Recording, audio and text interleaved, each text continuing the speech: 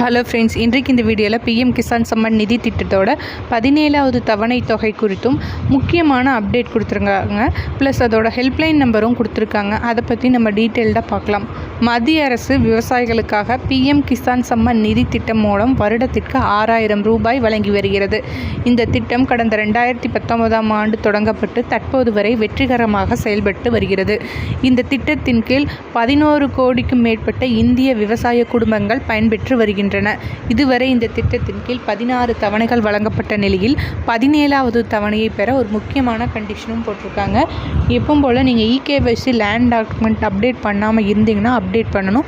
அப்படின்னா மட்டும்தான் இந்த 17வது தவணை தொகை கிடைக்கும்.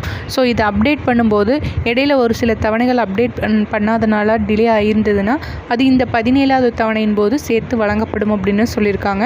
அதோடு சேர்த்து இந்த திட்டத்தில் ஏதாவது உங்களுக்கு டவுட்ஸ் இருந்தால் அதுக்கான ஹெல்ப்லைன் நம்பரும் கொடுத்துருக்கேன். இதை டிஸ்கிரிப்ஷன் பாக்ஸில் இருக்க நீங்கள் தேவைப்பட்டால் யூஸ் பண்ணிக்கலாம்.